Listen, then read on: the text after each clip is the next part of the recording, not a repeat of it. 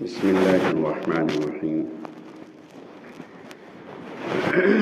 الحمد لله رب العالمين، والصلاة والسلام على سيد الأنبياء والمرسلين وعلى آله وأصحابه وأزواجه وذرياته أجمعين، أما بعد، فأعوذ بالله من الشيطان الرجيم. بسم الله الرحمن الرحيم. إن أول بيت وضع للناس للذي ببكة مباركا وهدى للعالمين. وقال عز وجل في آية أخرى: وإذ يرفع إبراهيم القواعد من البيت وإسماعيل ربنا تقبل منا إنك أنت السميع العليم. وقال تبارك وتعالى في مقام آخر: ربنا إني أسكنت من ذريتي بواد غير ذي زرع عند بيتك المحرم. صدق اللہ العلی العظیم. معزز سامعین، عزیز طلباء، بعض رفقا کی بعض ساتھیوں کی جانب سے یہ مطالبہ ہوا کہ اس جمعے کے بیان میں مکۃ المکرمہ اور کعبۃ اللہ کے تعلق سے کچھ تاریخی چیزیں بیان کر دی جائیں.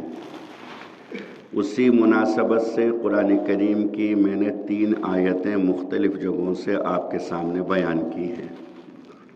کعبۃ اللہ سے متعلق اور مکۃ المکرمہ بلد امین سے متعلق اللہ رب العزت نے مختلف مقامات پر مختلف آیتیں ذکر فرمائیں، اور بعض مقامات پر اللہ رب العزت نے بلد امین یعنی کہ مکۃ المکرمہ کی قسم بھی کھائی ہے.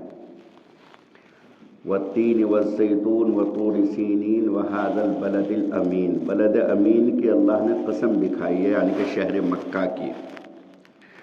اور اللہ رب العزت نے جتنا محترم، جتنا مقدس اور جتنا قابل تعظیم، قابل ادب اس مقام کو بنایا، اس کے علاوہ کوئی دوسری جگہ ایسی نہیں ہے کہ جو مکۃ المکرمہ سے زیادہ قابل احترام ہو. ہاں، وہ جگہ کہ جہاں رسول کریم صلی اللہ علیہ وسلم مدفون ہیں، اللہ کے رسول صلی اللہ علیہ وسلم کے جسم مبارک سے جو مٹی لگی ہوئی ہے، جو زمین کا حصہ مس ہے، اس طریقے سے لگا ہوا ہے، تو وہ کعبۃ اللہ کے ان پتھروں سے بھی زیادہ افضل ہے وہ مٹی کہ جن کعبۃ اللہ کے پتھروں سے کعبۃ اللہ کی تعمیر کی گئی. اس حجر اسود سے بھی افضل ہے کہ جو حجر اسود لوگوں کے گناہوں کو مقناطیس کی طرح چوس لیتا ہے. اس پتھر سے بھی افضل ہے کہ جس پر کھڑے ہو کر کے ان کے جد اعلیٰ حضرت ابراہیم علیہ السلام نے کعبۃ اللہ کو تعمیر کیا یعنی کہ مقام ابراہیم. حتیٰ کہ علماء نے لکھا ہے کہ عرش سے بھی زیادہ افضل ہے، چونکہ عرش بھی ایک مخلوق ہے. رہا یہ سوال کہ اللہ رب العزت عرش پر ہیں، وہ اللہ رب العزت عرش پر کس طریقے سے ہیں، وہ ایک علمی بحث ہے. اللہ رب العزت لا مکان ولا مقام، اللہ تعالیٰ کونوں مکان سے بالکل وراء الورا ہیں، ان کا کوئی ایک ٹھکانہ نہیں. وہ فی کل مکان فی کل وقت فی کل آن فی کل زمن، اللہ رب العزت ہر جگہ موجود ہیں، اللہ رب العزت ہر زمانے میں ہیں. اللہ تعالیٰ کی ذات کو کسی زمانے میں، کسی جگہ میں، کسی وقت میں محدود اور متعین نہیں کیا جا سکتا. وہ ان تمام چیزوں سے لا خلا ولا مکان، اللہ تعالیٰ ان تمام چیزوں سے پاک ہے. وہ ایک علمی بحث ہے. بہرحال یہ ہے کہ بلد امین کو اللہ رب العزت نے سب سے زیادہ قابل احترام قرار دیا، اور چاروں طرف ایک حد مقرر فرما دی کہ جس کو حدود حرم کہا جاتا ہے کہ یہ شہر یہاں تک حرم یعنی کہ قابل احترام ہے کہ وہاں شکار کرنا جائز نہیں، کسی کو قتل کرنا جائز نہیں، وہاں کے شکار کو بھگانا جائز نہیں، وہاں کی گھاس کو توڑنا اکھاڑنا وہ جائز نہیں، کسی کے ساتھ گالی گلوچ، کسی کے ساتھ مباحثہ مجادلہ وہ جائز نہیں. بہت ساری وہ چیزیں کہ جو اس حد سے باہر نکل کر کے جائز ہو جائیں گی، جب اس حد کے اندر آئیں گے تو حدود حرم اس کو کہا جاتا ہے، تو حدود حرم کے اندر آئیں گے تو وہ ساری کی ساری چیزیں حرام قرار دے دی جاتی ہیں، اسی لیے اس کو حرمت والا شہر کہا جاتا ہے، بلد حرم کہا جاتا ہے۔ تو قرآن کریم کے اندر اللہ رب العزت نے بیت اللہ کی، کعبۃ اللہ کی اور اسی طرح سے مکۃ المکرمہ کا جو ذکر فرمایا، فرماتے ہیں ان اول بیت وضع للناس للذی ببکۃ، کہ سب سے پہلا جو مکان ہے، سب سے پہلا جو گھر ہے، اللہ رب العزت فرماتے ہیں کہ سب سے پہلا مکان اور سب سے پہلا گھر وہ ہے کہ جو مکۃ المکرمہ میں ہم نے تعمیر کرایا، یعنی کہ کعبۃ اللہ۔ کعبۃ اللہ ایسا ہے کہ اس سے پہلے نہ کوئی روحانی، نہ کوئی مادی، نہ ظاہری، نہ باطنی، کسی اعتبار سے پوری زمین کے اوپر کوئی گھر تھا ہی نہیں، نہ کسی مخلوق کا، نہ کسی کا نہیں۔ اللہ رب العزت نے روحانی اور مادی، ظاہر اور باطنی ہر اعتبار سے سب سے پہلے کعبۃ اللہ کو تعمیر کرایا۔ جب اللہ رب العزت کو منظور ہوا اس زمین کو بنانے کا، تو علامہ جلال الدین السیوطی نے اس آیت کے تحت لکھا ہے ان اول بیت وضع للناس للذی ببکۃ مبارکن، اس کے تحت لکھتے ہیں کہ اللہ رب العزت نے پوری زمین کے اوپر پانی ہی پانی تھا، کہیں ذرہ برابر مٹی کا کوئی نام و نشان نہیں تھا، پوری زمین کے اوپر پانی پانی۔ اللہ رب العزت کو جب بھی منظور ہوا تو اللہ تعالیٰ نے ایک خاص جگہ پر اپنی ایک نظر رحمت ڈالی، ایک جگہ زمین کے ایک حصے پر اپنے خاص اللہ نے نظر ڈالی، اور جہاں اللہ نے ایک نظر رحمت، نظر خاص ڈالی، وہاں ایک سفید جھاگ ظاہر ہوا، ایک سفید بلبلے کی طرح ایک سفید جھاگ ظاہر ہوا۔ پھر اللہ رب العزت نے اس سفید جھاگ کو ایسے پھیلانا شروع کیا، ایسے اللہ نے اس کو پھیلانا شروع کیا، ایسے وہ پھیلتا گیا، اور جہاں جہاں منظور تھا اللہ کو وہاں اللہ نے زمین بنا دی، اور جہاں منظور تھا اللہ نے وہاں زمین نہیں بنائی بلکہ وہاں پانی رہ گیا۔ اسی لیے آپ دیکھیں گے دنیا کے نقشے میں کہ دنیا کے نقشے میں بعض حصے وہ ہیں جو کہ خشک ہیں، یعنی کہ وہاں زمین ہے جس کو جزیرہ کہا جاتا ہے، اور بعض حصے وہ دیکھیں گے کہ جن میں خالصتاً پانی پانی اور ایسا حصہ زیادہ ہے۔ تو اللہ رب العزت کو جب منظور ہوا تو وہ اس طریقے سے جھاگ پھیلتا گیا، اور اللہ کو جہاں جہاں منظور تھا وہاں وہاں مٹی بنا دی، یعنی کہ خشکی حصہ ہو گیا، اور جہاں منظور نہیں تھا وہاں پانی رہ گیا۔ اب وہ جو حصہ تھا جس پر اللہ نے نظر رحمت، نظر خاص ڈالی، وہ حصہ وہ تھا جہاں آج کعبۃ اللہ ہے، اور وہ پوری زمین کا بالکل بیچ کا حصہ تھا، بالکل وسط جس کو کہتے ہیں، بالکل درمیانی حصہ۔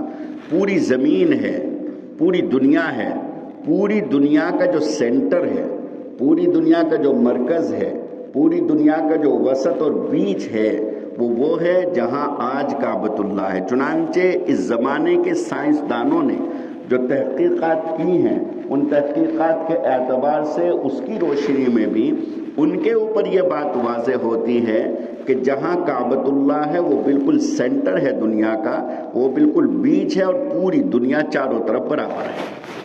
اللہ رب العزت نے سب سے پہلے وہاں نظر خاص ڈالی، اس کے بعد اللہ رب العزت نے ملائکہ کو حکم دیا کہ یہاں ایک میرا گھر تعمیر کیا جائے۔ چنانچہ ایک فرشتوں کا قبلہ ہے آسمانوں پر جس کا نام ہے بیت معمور۔ قرآن کریم میں اللہ نے بیت معمور کی قسم کھائی، والبیت المعمور۔ تو ایک فرشتوں کا جو قبلہ ہے بیت معمور، جوں کا تو آسمانوں سے اللہ رب العزت نے اس کو زمین پر اتار دیا، بالکل جوں کا تو جس طرح کا وہ ہے اسی طرح کا اللہ نے زمین پر اتار دیا۔ وہ وہی ہے جو کعبۃ اللہ ہے، اور اس کے بعد یہ سب سے پہلی تعمیر سمجھی جاتی ہے کہ جو اوپر سے بیت معمور آیا، اور گویا کہ فرشتوں نے اس کو تعمیر کیا۔ سب سے پہلی تعمیر فرشتوں نے کی بیت اللہ کی، کعبۃ اللہ کی۔ اس کے بعد حضرت آدم علیہ السلام کو سرندیب کے پہاڑوں پر اتارا۔ جب جنت سے اتارے گئے تو حضرت آدم علیہ السلام کو سرندیب کے پہاڑوں پر اتارا، اور سرندیب اس زمانے میں ہندوستان کا حصہ تھا، وہ سری لنکا میں ہے۔ حضرت حوا کو جدہ میں اتارا۔ جدہ کا معنی عربی زبان میں دادی کہتے ہیں۔ حضرت حوا علیہ السلام کو جدہ میں اتارا اور وہاں ایک قبرستان ہے باب مکہ کے قریب، اس قبرستان کا نام مقبرۃ حوا ہے۔ حضرت حوا کی اس قبرستان میں قبر ہے، وہ ہم نے دیکھا ہے۔ قبر کی تو کوئی نشاندہی نہیں ہے، باقی یہ ہے کہ وہاں اس قبرستان میں مقبرۃ حوا میں ان کی قبر موجود ہے۔ اب حضرت آدم علیہ السلام کو جب اللہ نے دنیا میں بھیج دیا تو آدم کو حکم ہوا کہ ہمارا گھر تعمیر کرو۔ آدم علیہ السلام یہاں سے ہندوستان سے پیدل تشریف لے گئے، کہاں؟ جہاں کعبۃ اللہ ہے، وہاں پیدل گئے اور سب سے پہلے ظاہری اعتبار سے پتھروں سے حضرت آدم علیہ السلام نے کعبے کو تعمیر فرمایا۔ اس وقت کعبے کے اوپر چھت نہیں تھی، 2 دروازے بنائے، ایک دروازہ ہندوستان کی طرف یعنی کہ مشرق کی جانب اور ایک دروازہ مغرب کی جانب، اور دروازہ ایسا تھا جو زمین کی سطح سے بالکل برابر تھا، جیسے عام طور سے دروازے ہوتے ہیں زمین کے ساتھ ملے۔ ایک دروازے میں کو تاکہ داخل ہونے والا داخل ہو جائے اور مغربی دروازے سے نکلنے والا نکل جائے۔ چھت نہیں تھی، بغیر چھت۔ یہ کعبۃ اللہ تعمیر ہو گیا۔ حضرت آدم علیہ السلام کی عمر 1000 سال ہوئی۔ حضرت آدم علیہ السلام کا انتقال ہوا تو پھر وہ پتھر کمزور پڑ گئے، تو حضرت آدم کی اولاد میں ایک بزرگ ہوئے ہیں، ایک نبی ہوئے حضرت شیث علیہ السلام۔ حضرت شیث علیہ السلام نے اور حضرت آدم کی دوسری اولاد نے جب دیکھا کہ دیواریں کمزور ہو گئیں تو پھر انہوں نے نئے سرے سے اس کو تعمیر کیا۔ یہ تیسری تعمیر ہے کعبۃ اللہ کی۔ ابھی بستی بھی نہیں، بس ایک اللہ کا گھر ہے، باقی کچھ نہیں، جھونپڑیاں وغیرہ کچھ ہوں، صرف ایک گھر اللہ کا ہے۔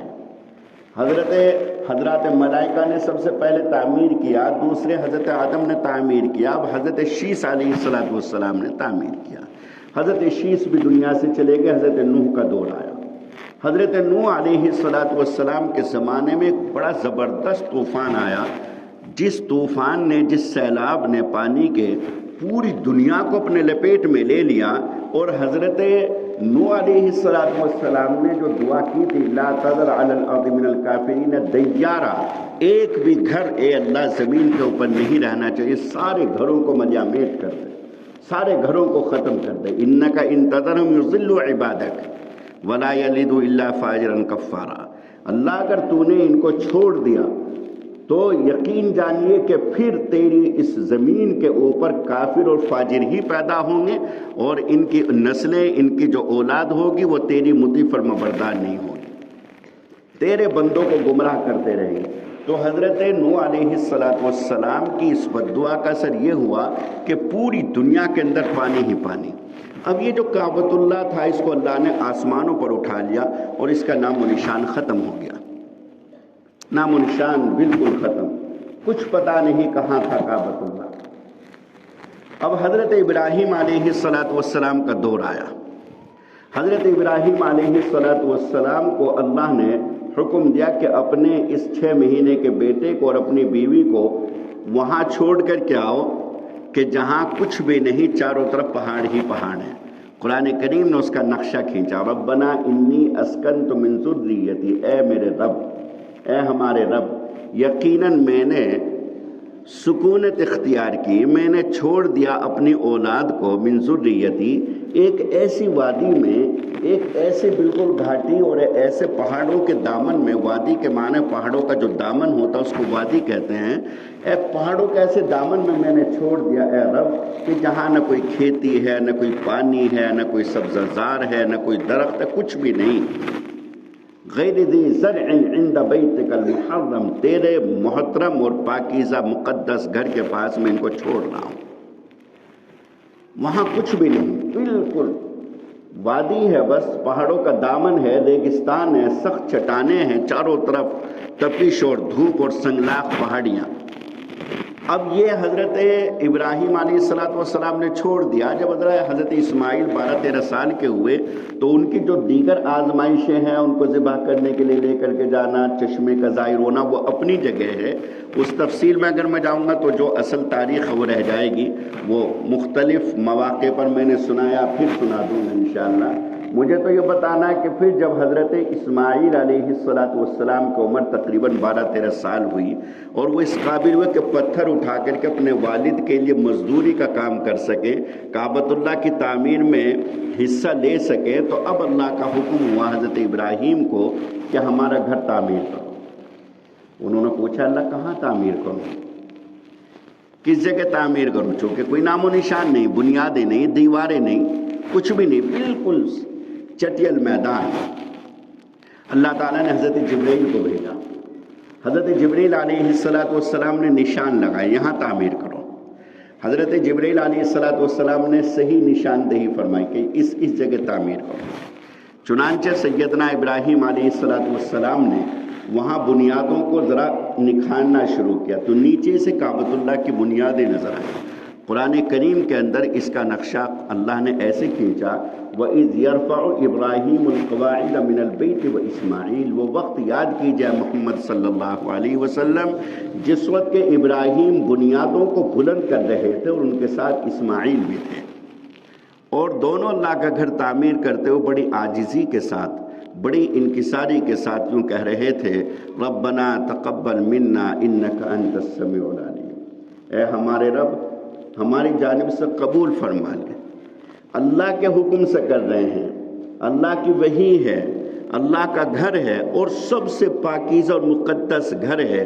اس سے پاکیزہ، اس سے مقدس گھر نہیں، بلکہ جتنے گھر اس کی طرف کو رخ کریں گے اس کی وجہ سے وہ بھی پاکیزہ بن جائیں گے. ایسا مقدس گھر کہ جتنی مساجد دنیا میں بنیں گی وہ ساری کی ساری ادھر رخ ہونے کی وجہ سے اور اس کا اتباع اور اس کو قبلہ بنانے کی وجہ سے وہ ساری کی ساری قابل تعظیم، قابل احترام سمجھی جائیں گی. اتنا مقدس اور پاکیزہ گھر ہے. ایسے مقدس اور پاکیزہ گھر کو تعمیر کر رہے ہیں دونوں باپ بیٹے. باپ کی عمر 100 برس سے زیادہ ہے، بیٹا ابھی 12-13 سال کا ہے. دونوں کے دونوں پیغمبر ہیں، دونوں کے دونوں رسول کریم صلی اللہ علیہ وسلم کے والد اور جد اعلیٰ ہیں. اس کے باوجود دونوں کہہ رہے ہیں ربنا تقبل منا، اے ہمارے رب ہماری جانب سے قبول فرما لیں. انک انت السمیع العلیم، یقیناً آپ دعاؤں کو سنتے بھی ہیں، نیتوں کو بھی جانتے ہیں کہ کون کتنے اخلاص کے ساتھ کتنا دین کا کام کرتا ہے. انک انت السمیع العلیم ربنا واجعلنا مسلمین لک من ذریتنا. آگے تک دعائیں کی ہیں دونوں نے. تو اب یہ کعبۃ اللہ کو تعمیر کرنے والے حضرت ابراہیم علیہ السلام معمار ہیں، مستری ہیں. حضرت ابراہیم علیہ السلام کعبۃ اللہ کے پتھروں کو رکھ رہے ہیں. اب جب یہاں تک دیوار ہو گئی جہاں تک آسانی سے دیوار آدمی نیچے زمین پر کھڑے ہو کر کے کر سکتا ہے، تو اب اوپر جانا ہے.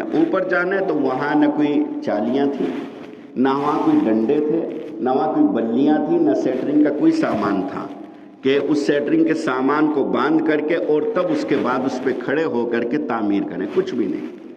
اب یہاں تک تعمیر کرنے کے بعد پوچھا اللہ اب اوپر کیسے تعمیر کروں؟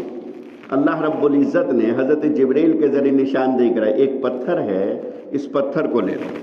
وہ پتھر چھوٹا سا ہے، 40 بائی 40 سینٹی میٹر، یعنی کہ تقریباً آدھی میٹر سے بھی کم، 40 بائی 40 سینٹی میٹر کا ایک پتھر ہے. اس پر کھڑے ہو جاؤ.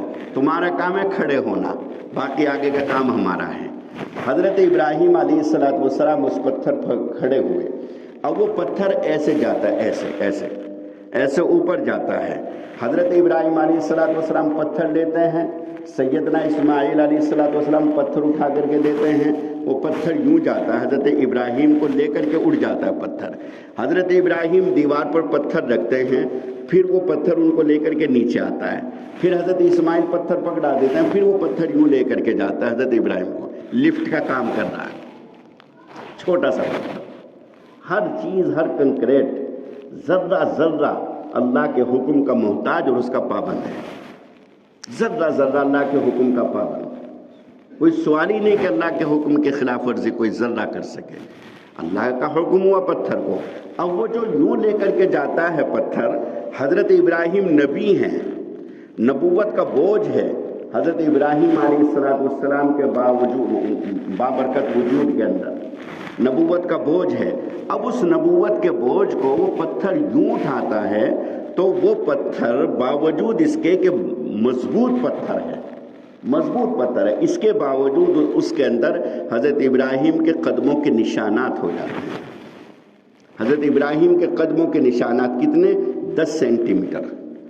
10 سینٹی میٹر حضرت ابراہیم علیہ السلام کے قدموں کے نشانات، یعنی کہ 1 میٹر کا 10واں حصہ. 10 سینٹی میٹر کا مطلب 1 میٹر کا 10واں حصہ. 10 سینٹی میٹر قدموں کے نشانات تقریباً اتنے کہہ رہے ہیں.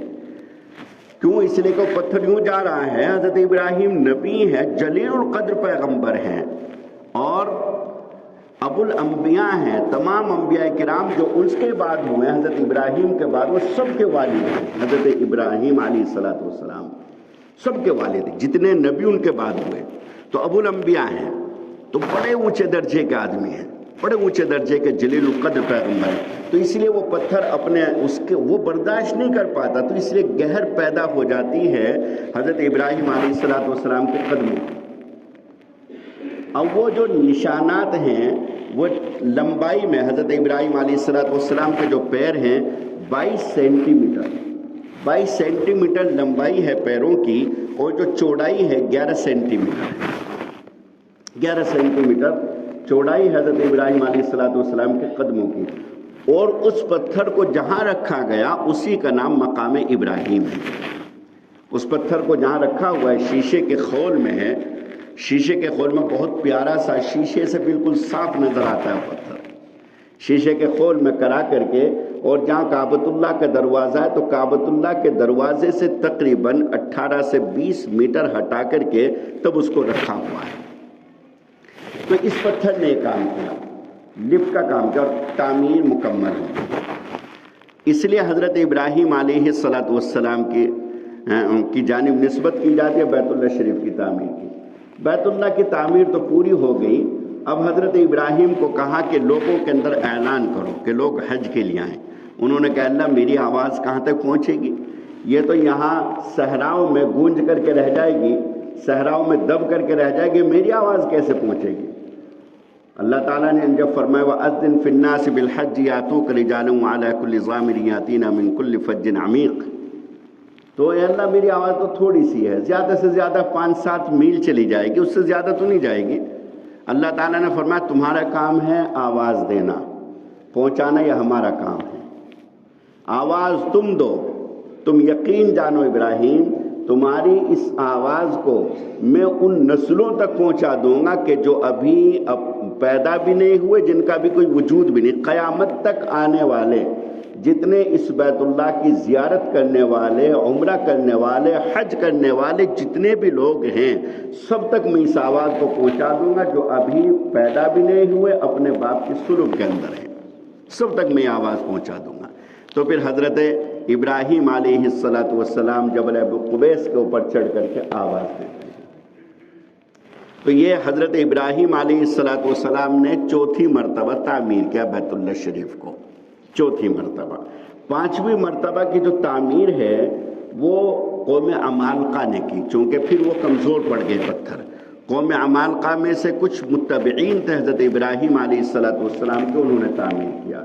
6ٹھی مرتبہ قبیلہ جرہم کے لوگوں نے کی کہ جس قبیلے سے حضرت اسماعیل علیہ السلام نے عربی زبان سیکھی تھی، وہ حضرت صالح علیہ السلام کی اولاد میں سے تھے. قبیلہ جرہم سے حضرت اسماعیل علیہ السلام نے شادی و نکاح بھی کیا تھا. یہ 6ٹھی مرتبہ تعمیر ہوئی، قبیلہ جرہم نے کی. 7ویں مرتبہ رسول کریم صلی اللہ علیہ وسلم کے جد اعلیٰ قصی بن کلاب نے 7ویں مرتبہ تعمیر کی. 8ویں مرتبہ رسول کریم صلی اللہ علیہ وسلم کی عمر جب 35 سال تھی، نبوت سے 5 سال پہلے، تب قریش نے کی. اب قریش نے آ کر کے یہاں گڑبڑ کر دی. قریش نے آ کر کے یہاں دو باتیں بدل دی. ایک گڑبڑ تو یہ کہ قریش نے کہ جو دروازہ تھا، دو دروازے تھے، ایک مشرق کی جانب ایک مغرب کی جانب، اور دونوں کے دونوں دروازے زمین کی سطح سے ملے ہوئے تھے، کوئی بھی داخل ہو سکتا. انہوں نے یہ کیا کہ ایک دروازہ مغرب کی طرف کا بند کر دیا اور مشرق کی جو دروازہ تھا صرف اس کو کھلا رکھا، اور وہ اتنا اونچا کر دیا کہ ان کی اجازت کے بغیر کوئی وہاں داخل نہ ہو سکے. آپ دیکھتے ہوں گے کہ ہاتھ اس طریقے سے جب آدمی لگاتا تب جا کر کے چوکھٹ تک ہاتھ پہنچتے ہیں. وہاں لوگ دعا کرتے ہیں، دروازے پہ کھڑے ہو کر کے ایسے ہاتھ لگاتے ہیں، تب جا کر کے دروازے تک ہاتھ پہنچتا ہے. تو یہ قریش نے. اور دوسری تبدیل یہ کی انہوں نے کہ سرمایے کی کمی کی وجہ سے، چونکہ وہ ٹھیک ہے مشرک تھے اور کافر تھے، لیکن کعبۃ اللہ کی تعظیم اور اس کا احترام ان کے اندر اس قدر تھا کہ انہوں نے کہا کہ بالکل پاکیزہ اور صاف ستھرا مال کے ایک درہم بھی اس میں شک اور شبے کا نہ ہو. ایک درہم یعنی کہ حرام نہیں، شبے کا بھی ایک درہم نہ ہو جس میں کوئی شک ہے کہ یہ میرے پیسے شبے کے ہیں، اللہ کے لیے وہ یہاں جمع نہ کریں. تو بالکل پاکیزہ اور صاف ستھری کمائی، بالکل حلال اور طیب کمائی اس میں جمع کرنی ہے. چنانچہ وہ جو سرمایہ جمع ہو وہ اتنا تھا کہ جس میں کعبۃ اللہ کی تعمیر مکمل نہیں ہو سکی. اور اس میں یہ ہوا کہ حتیم کا جو حصہ، ایسے گول دیوار آپ دیکھتے ہیں اس کو حتیم کہتے ہیں، گول دیوار. گول دیوار کا جو حصہ تھا وہ باہر چھوڑ دیا، جبکہ وہ کعبۃ اللہ کا ہی حصہ تھا. اور حضرت آدم علیہ السلام سے لے کر کے قصی بن کلاب تک سب نے اسی طریقے سے کعبۃ اللہ کو تعمیر کیا تھا. لیکن قریش نے سرمایے کی تنگی اور قلت کی وجہ سے اس حصے کو باہر کر دیا کہ اس کو بعد میں دیکھ لیں گے. جیسا ہوتا ہے کہ چلو اس تعمیر کو چھوڑ دیں، اس کو بعد میں دیکھ لیں گے، فی الحال جو ضروری ہے اس کو کریں. چنانچہ وہی ہوا کہ قریش نے اس کو، یہ 8ویں مرتبہ تھا، قریش نے 8ویں مرتبہ تعمیر کی اور وہ حصہ باہر چھوڑ دیا. اب اللہ کے رسول صلی اللہ علیہ وسلم نے فتح مکہ کے موقع پر فرمایا عائشہ صدیقہ سے کہ عائشہ، اگر مجھے خطرہ نہ ہوتا کہ لوگ ابھی تازہ مسلمان ہوئے ہیں اور ان کے اسلام سے ایمان سے پھر جانے کا اندیشہ اور خطرہ نہ ہوتا تو میں کعبۃ اللہ کو منہدم کرا کے یہ جو باہر حصہ ہے اس کو میں کعبے کے اندر لے لیتا. اور جیسے حضرت ابراہیم اور حضرت آدم نے تعمیر کیا تھا اسی انداز پر میں کعبۃ اللہ کو تعمیر کرتا. لیکن مجھے اندیشہ ہے کہ کہیں ایسا نہ کہ لوگ فتنے میں مبتلا ہو جائیں اور لوگ اپنے ایمان کو ان سے نہ پھر جائیں. حضرت رسول کریم صلی اللہ علیہ وسلم نے اس خیال کا اظہار اپنی بیوی عائشہ کے سامنے کیا. حضرت عائشہ صدیقہ نے اس کا خیال اپنے بھانجے حضرت عبداللہ ابن زبیر کے سامنے کیا. حضرت عبداللہ ابن زبیر ابن العوام یہ حضرت اسماء کے بیٹے ہیں، ابو بکر صدیق کے نواسے. حضرت عبداللہ ابن زبیر حضرت عروہ ابن زبیر کے بڑے بھائی. تو حضرت عبداللہ ابن زبیر سن 65 میں جب عبد الملک ابن مروان کا دور تھا وہ وہاں کے گورنر بنے. تو انہوں نے کعبۃ اللہ کو منہدم کرا کے اسی انداز پر تعمیر کرایا جس انداز پر حضرت آدم نے تعمیر کیا تھا اور حضرت ابراہیم نے تعمیر کیا تھا، اس انداز پر تعمیر کرا دیا. حضرت عبداللہ ابن زبیر کو حجاج ابن یوسف نے مکے کے چوراہے پر پھانسی دی. 3 دن تک لاش لٹکی رہی. 3 دن تک کسی کی مجال اور ہمت نہ ہو سکی کہ اس لاش کو اتار کر کے اس کی تدفین کر دے. حجاج کا آرڈر یہ تھا کہ جب تک اس کی ماں اسماء نہیں کہے گی اس لاش کو نہیں اتارا جائے گا. ماں بھی ایسی جرأت مند اور ایسی حوصلے مند تھی، ابو بکر کی بیٹی تھی حضرت اسماء، انہوں نے بھی کہا کہ میں نہیں کہوں گا. کیوں؟ اس لیے کہ ان کا عقیدہ یہ تھا کہ ٹھیک ہے ظاہری اعتبار سے یہ لاش لٹکی ہوئی ہے لیکن میرا بیٹا تو جنت میں ہے. ان کا یقین تھا. وہ ایسی مائیں نہیں تھی کہ جو رو رو کر کے گھر بھر دیتے، بالکل سکون کے ساتھ انہیں یقین تھا اس بات کا کہ حجاج کا حشر کیا ہوگا اور میرا بیٹا کس قدر سکون کے ساتھ ہے. اس لیے انہوں نے نہیں کہا. اتفاقی طور سے 3 دن کے بعد گزر رہی تھی حضرت اسماء وہاں سے. حضرت اسماء نے اپنے بیٹے کی لاش کو لٹکے ہوئے دیکھا. کیسی بھی ماں ہوتی تو کیا حال ہوتا، لیکن اللہ نے کیا ان کو حوصلہ، کیسا مضبوط عقیدہ دیا تھا. بس اتنا کہا حضرت اسماء نے کہ کیا وہ وقت نہیں آیا کہ سوار کو اس کی سواری سے اتار دیا جائے. صرف یہ جملہ کہا. حجاج نے اسی کو غنیمت جانا اور لاش کو اتروا کر کے اس کو تدفین کرا حضرت عبداللہ ابن زبیر۔ تو پھر حجاج نے ضد کی وجہ سے اس کعبۃ اللہ کی تعمیر کو منہدم کرا کر کے پھر یہی اسی انداز پر بنایا جس انداز پر آج ہے، جس انداز پر آج ہے اسی انداز پر بنوایا۔ یہ 12ویں مرتبہ تعمیر تھی، 10ویں مرتبہ تعمیر تھی، 10ویں مرتبہ تعمیر تھی۔ اس کے بعد میں اتفاقی طور سے ہارون رشید کا دور آیا تو ہارون رشید نے پھر خواہش ظاہر کی کہ اسی انداز پر تعمیر کیا جائے جس انداز پر حضرت ابراہیم نے تعمیر کیا، حضرت آدم نے تعمیر کیا۔ اللہ رب العزت کی جانب سے حکم ہوا تو امام مالک علیہ الرحمہ نے منع کر دیا۔ امام مالک اس زمانے میں مدینے کے بڑے مفتی تھے، مفتی اعظم تھے، انہوں نے منع کر دیا کہ ایسا نہیں کیا جائے، کعبۃ اللہ کا کھیل بن کر کے رہ جائے گا، پھر تیرے بعد کوئی بادشاہ آئے گا وہ اس کی حیت کو اور اس کی کیفیت کو نوعیت کو بدل دے گا، لہذا بس ایسے ہی اب رکھا جائے۔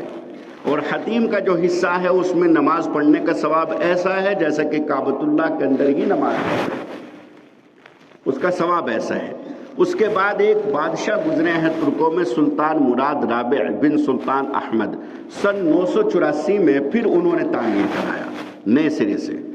پھر اس کے بعد میں طٰہٰ شیبی جو وہاں کے متولی اور جن کے پاس کعبۃ اللہ کی چابی رہتی ہے، اس کا ایک واقعہ عثمان بن طلحہ الحجبی کا، ان کے پاس چابی رہتی تھی، جب ان کے انتقال کا وقت قریب آیا تو انہوں نے اپنے بھائی شیبہ کو وہ چابی دے دی، وہ لاولد تھے، ان کے یہاں کوئی اولاد نہیں تھی، ان کی اولاد میں چابی چلی آ رہی ہے کعبۃ اللہ کی۔ کیسے کیسے بڑے ظالم حکمران آئے لیکن کسی کی ہمت نہیں ہو سکی کہ ان سے چابی لے لے۔ کیوں؟ اس لیے کہ اللہ کے رسول نے فرمایا کہ لو یہ چابی لو، ہمیشہ ہمیشہ تیرے پاس ہی رہے گی، اور اگر تجھ سے کوئی چابی لے گا تو وہ ظالم ہوگا، کوئی ظالم ہی تجھ سے یہ چابی لے سکتا ہے، باقی اور کوئی نیک آدمی تجھ سے یہ چابی نہیں لے سکتے۔ اس لیے حکمران بدلتے رہے، بادشاہ بدلتے رہے، کسی کی یہ ہمت نہیں کہ ان سے چابی لے لے۔ بادشاہ کو بھی اگر کعبۃ اللہ کے اندر جانا ہے تو وہی آئیں گے شیب صاحب، اور وہی آ کر کے وہی تالا کھولیں گے اور وہی تالا بند کر کے پھر چابی اپنے ساتھ لے جائیں گے، بادشاہ کے پاس چابی نہیں رہ سکتی۔ تو اس لیے طٰہٰ شیبی صاحب نے بتایا کس کو، عبدالعزیز کے جو بیٹے تھے ملک فہد کو بتایا کہ کعبۃ اللہ کی جو دیواریں ہیں اندر سے خستہ ہو رہی ہیں، کمزور ہو رہی ہیں، لہذا اس کو نئے سرے سے تعمیر کرنے کی ضرورت ہے۔ اب اس زمانے میں ملک فہد کا دور تھا، ایک بادشاہ گزرا ملک فہد جو اس وقت بادشاہ ہیں سلمان، ان کے بڑے بھائی تھے ملک فہد۔